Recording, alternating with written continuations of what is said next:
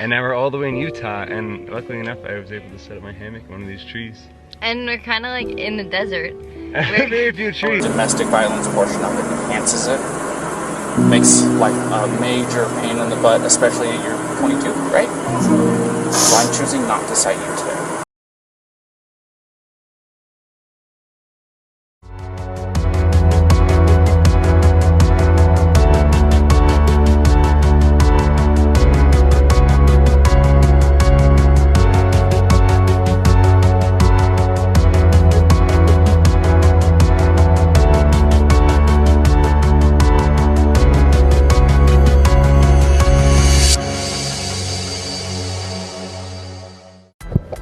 Halo Sobat Investigasi, selamat datang di channel MN Files. Pada penyelidikan kali ini, MN Files akan membuka sebuah kasus yang sempat ramai dibicarakan oleh jagat maya, yaitu kasus Gabby Petito, yaitu seorang YouTuber yang sempat dilaporkan menghilang dan kemudian ditemukan jasadnya setelah ia sempat berlibur bersama sang kekasih. Seperti apa kasusnya? Mari kita ulas dalam video berikut ini. Gabby Petito adalah seorang YouTuber yang terkenal dengan kontennya yaitu traveling atau bepergian ke berbagai tempat dengan menggunakan kendaraan van miliknya bersama sang kekasih Brian Laundrie. Pada suatu hari, para subscriber Gabby mempertanyakan update video dari Gabby setelah beberapa waktu tidak ada video baru yang diunggah di akun YouTube-nya. Tak lama setelah muncul pertanyaan dari para subscriber, Brian tiba-tiba saja kembali dari liburannya itu. Namun kepulangannya tidak bersama dengan Gabby. Sebelum kita mengulas lebih jauh kasus Gabby Petito, mari kita mengenal lebih jauh profilnya berikut ini. Gabrielle Venora Petito atau dikenal dengan nama Gabby Petito, lahir pada tanggal 19 Desember tahun 1999 di Blue Point, New York. Ia adalah anak tertua dari 6 bersaudara. Di tahun 2013, ia dan saudaranya muncul dalam sebuah video reaction terhadap kasus penembakan di sekolah dasar Sandy Hook. Petito kemudian lulus dari SMA Bayport Blue Point, New York pada tahun 2017. Di sekolah itu, ia juga mengenal tunangannya yaitu Brian Christopher Laundrie atau dikenal dengan panggilan Brian Laundrie. Dari September 2017 hingga Januari 2019, Petito tinggal di pantai Carolina, Utara Carolina, dan bekerja di sebuah restoran di Wilmington. Pada Maret 2019, Petito mulai berkencan dengan Laundrie dan pindah ke North Point, Florida. Petito dan Laundrie bekerja sebagai teknik farmasi dan departemen bahan makanan di Publix, Northport, namun keduanya berhenti pada awal pandemi COVID-19. Pada akhir tahun 2019 hingga awal tahun 2020, pasangan ini memulai perjalanan lintas alam dari New York ke California, mengunjungi Las Vegas, Taman Nasional Yosemite, Pantai Pismo, serta tempat menarik lainnya. Pada Maret 2020, Petito merayakan ulang tahunnya yang ke-21 di Nokomis, Florida. Ia dan Laundrie juga mengunjungi Soap Creek, Georgia di bulan Juni 2020. Dan bulan berikutnya mereka bertunangan. Di bulan Desember tahun 2020, Petito membeli van jenis Ford Transit Connect tahun 2012 yang digunakannya untuk mendukung perjalanan lintas alamnya.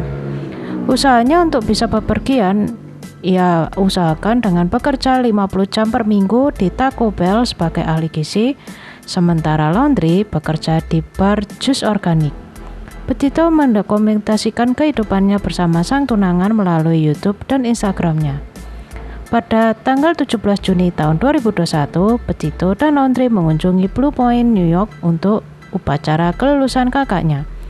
Dari sana, di tanggal 2 Juli tahun 2021, mereka kemudian berangkat menggunakan van dan mengunjungi Monument Rocks, Taman Nasional Great Sundance, Taman Nasional Zion, Taman Nasional Bryce Canyon, Sumber Air Panas Mesik, dan Taman Nasional Canyonlands. Di tanggal 12 Agustus tahun 2021, seorang saksi menghubungi 911 melaporkan bahwa ada pasangan yang berkelahi di depan koperasi komunitas Moonflower di Moab, Utah. Saksi menyampaikan bahwa pria yang dilihatnya menampar kekasihnya sambil berlarian di sepanjang trotoar. Pasangan tersebut yang kemudian teridentifikasi sebagai Petito dan Laundrie ini Menurut saksi, terlibat cekcok hingga Petito meninju lengan Brian. Brian nampak seperti hendak meninggalkan Petito. Kepolisian setempat kemudian menindaklanjuti laporan tersebut dan menghentikan van Petito di dekat pintu masuk Taman Nasional Arches. Polisi menemukan Petito tengah menangis sambil duduk di kursi penumpang, yang ditunjukkan dengan hasil rekaman kamera badan milik kepolisian. Namun baik Petito maupun Laundrie tidak ingin mengajukan tuntutan atas insiden pertengkaran yang mereka alami. Polisi pun menganggap sebagai pertengkaran ringan sebuah pasangan, bukan KDRT ataupun sejenisnya. Polisi kemudian meminta Laundrie untuk menginap di motel Bowen, Moab, sedangkan Petito tinggal di van. Pada tanggal 17 Agustus, Laundrie mengambil penerbangan dari Salt Lake City menuju ke Tampa, Florida dan meninggalkan Petito. Sedangkan Petito menginap di Hotel Fairfield dekat Bandara Salt Lake City. Di tanggal 23 Agustus, Laundrie kembali menjemput Petito untuk melanjutkan perjalanan mereka. Di tanggal 24 Agustus, mereka pun check out dari hotel. Ibu Petito mengaku bahwa dirinya terakhir berbicara dengan putrinya di tanggal 25 Agustus dan putrinya mengatakan bahwa mereka tengah dalam perjalanan dari Utah menuju Taman Nasional Grand Teton dan Yellowstone. Hal ini dibuktikan dengan postingan Instagramnya di mana ia berfoto di sebuah restoran di Ogden, Utah. Petito dikenal selalu menelepon ibunya dimanapun ia berada dan kemanapun ia bepergian. Lalu, apa yang terjadi pada Petito dan Laundrie setelah tanggal 25 Agustus? Berikut ini kesaksian beberapa orang yang mengaku melihat keduanya. Pertama, seorang saksi mata bernama Sunny Mason adalah seorang wanita yang bekerja di Victor Emporium yang berlokasi 30 mil dari Taman Nasional Grand Teton, tempat di mana Gabby Petito kemudian ditemukan. Sunny Mason mengatakan bahwa Brian dan Gabby sempat berhenti di tokonya sekitar tanggal 25 atau 26 Agustus. Sunny berkata bahwa Brian Laundrie kelihatan bertingkah aneh. Di samping Brian Laundrie yang seorang tunangan dari Gabby Petito. Keduanya nampak seperti acuh tak acuh dan tak tampak seperti pasangan yang sudah bertunangan. Kedua, seorang saksi bernama Nina Sally Angelo mengatakan bahwa pada tanggal 27 Agustus sekitar jam 1 siang, ia bersama kekasihnya melihat Laundrie dan Petito di Mary Picklet's, sebuah restoran Meksiko di Jackson Hole, Wyoming. Menurut Nina, saat itu Laundrie tengah bertengkar dengan manajer, pelayan, dan pemilik resto yang tampaknya tentang masalah uang. Nina juga mengatakan bahwa Petito kemudian kembali ke restoran dan menangis meminta maaf atas perbuatan tunangannya itu. Staf restoran mengkonfirmasi melalui akun sosial media mereka bahwa pasangan itu memang sempat berada di restoran mereka. Ketiga, saksi lain bernama Jen Petun bersama suaminya Kyle yang merupakan sepasang travel blogger melaporkan ke pihak FBI bahwa ada sebuah van putih bergerak lambat dan nampak ada seorang pemuda berkulit putih bertindak mencurigakan di dekat area perkemahan Spread Creek sekitar tanggal 26 hingga 28 Agustus. Hasil rekaman kamera dashboard kendaraan Jane kemudian dipostingnya di akun YouTube mereka. Keempat, seorang wanita bernama Miranda Baker juga mengaku dalam sebuah video di akun TikToknya bahwa di tanggal 29 Agustus, ia dan pacarnya memberikan tumpangan pada Laundrie di daerah Coulter Bay Village. Ia mengatakan bahwa Laundrie kelihatan panik setelah mengetahui bahwa mereka akan pergi menuju Jackson Hole. Laundrie meminta untuk turun pada pukul 6:09 sore di dekat bendungan Danau Jackson, yaitu 30 menit setelah ia diberi tumpangan. Laundrie kemudian menawarkan uang sebesar $200 untuk membayar jasa tumpangan dan sempat mengaku bahwa ia tengah berkemah beberapa hari. Meski menurut Miranda, Laundrie tampak kelihatan bersih. Hal ini membuat Miranda merasa ada yang aneh dengan Laundrie. Kelima, saksi lain bernama Norma Jane Jolovec mengatakan bahwa pada tanggal 29 Agustus, ia menjemput Laundrie di sekitar bendungan Danau Jackson pada pukul 6.20 atau 6.30 sore waktu setempat. kemudian menurunkannya di pintu masuk area perkemahan Spread Creek.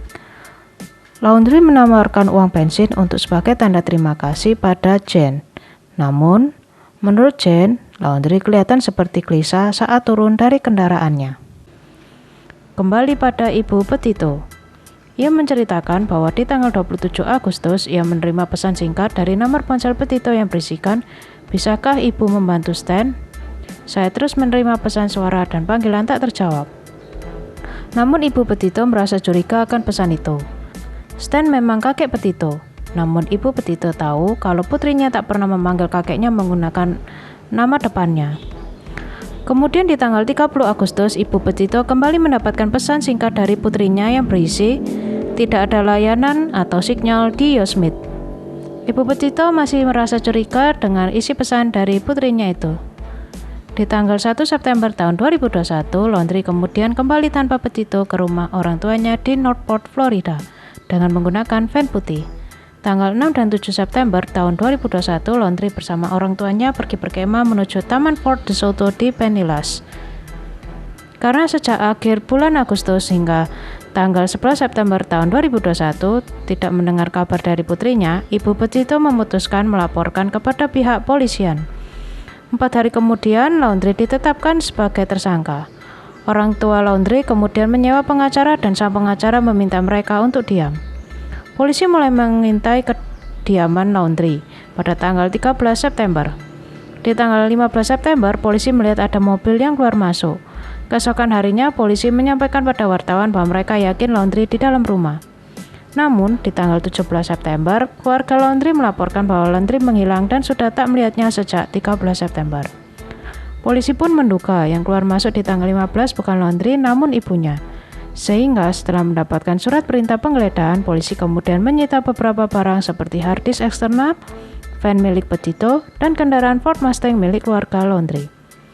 Di tanggal 19 September, sisa jasad manusia yang cocok dengan deskripsi Petito ditemukan di area perkemahan Spread Creek, Wyoming. Hasil otopsi menunjukkan bahwa penyebab kematiannya adalah akibat pukulan benda tumpul pada kepala dan bekas cekikan pada leher, dan diduga waktu kematiannya sekitar 3 hingga 4 minggu sebelum jenazah ditemukan. Pemakaman Gabby kemudian dilakukan pada tanggal 26 September tahun 2021 pada siang hari waktu setempat. Di tanggal 23 September, Pengadilan Wilayah Wyoming mengeluarkan surat perintah penangkapan Laundrie karena penggunaan ilegal kartu debit milik Petito untuk tarikan dana sebesar $1.000 di antara tanggal 30 Agustus dan 1 September. Di tanggal 5 Oktober, saudara perempuan Laundrie melalui wawancaranya dengan ABC News meminta Laundrie untuk menyerahkan diri. 2 hari kemudian, ayah Laundrie bergabung dengan tim penyelidik mencari keberadaan Laundrie di sekitar cagar alam Mabry Carlton di Sarasota, Florida, serta di sekitar taman lingkungan Myakkahatchee Creek. Kedua tempat ini diduga menjadi tempat di mana Laundrie sering kunjungi. Di tanggal 20 Oktober ditemukan sisa kerangka Laundrie yang kemudian dikonfirmasi oleh kedokteran forensik bersama dengan temuan beberapa barang pribadi Laundrie di taman lingkungan Myakkahatchee Creek. Pihak otopsi tidak dapat menentukan secara pasti penyebab kematian Laundrie. Maka kemudian jasad Laundrie diserahkan pada pihak antropolog. Di tanggal 23 November, tim antropolog mengumumkan bahwa Laundrie meninggal disebabkan luka tembak yang dilakukannya sendiri atau diindikasikan dengan tindakan bunuh diri.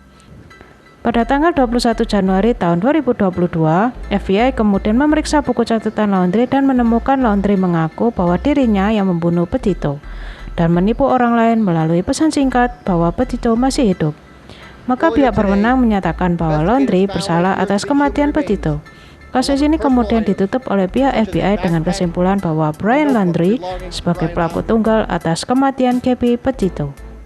Sekian investigasi kriminal kali ini. Jangan lupa untuk like, share, dan subscribe. Terima kasih dan sampai jumpa di penyelidikan selanjutnya.